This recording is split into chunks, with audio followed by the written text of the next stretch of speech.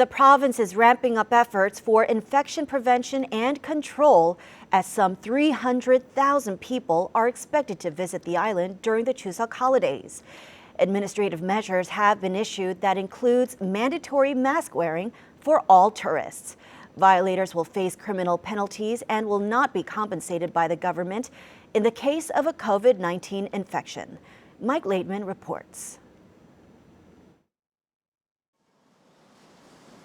Nearly 300,000 visitors are expected in Jeju over the Chuseok holiday, as many on the mainland are choosing the island as their preferred holiday destination. In anticipation, the province has tightened up their infection prevention and control efforts. Jeju province has issued an administrative measure, making wearing masks mandatory for all those people entering the island from September 26th through to October 4th. Violators will face fines of up to 3 million won.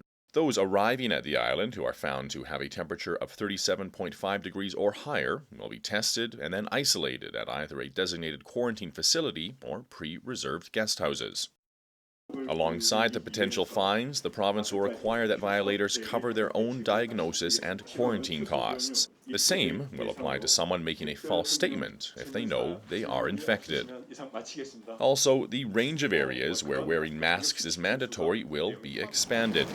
11 more business categories, including ferries and pharmacies, will be added to the list of areas where the province has instituted a mandatory mask-wearing policy. There are already 48 business types on the list, covering everything from wedding halls to traditional markets. Admission at spas and bathhouses will be controlled through body temperature checks.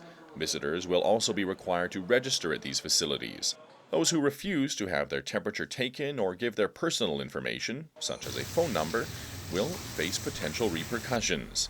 The Jeju Municipal Police will send 100 police officers to 50 vulnerable facilities, including guest houses, bars, and bowling alleys, to make sure that they are all following quarantine measures over the holiday. Meanwhile, the island's hospitals, public health centers, and coronavirus testing facilities will still be providing their medical services over the Chuseok holiday to deal with the COVID-19 situation. Mike Laidman, KCTV.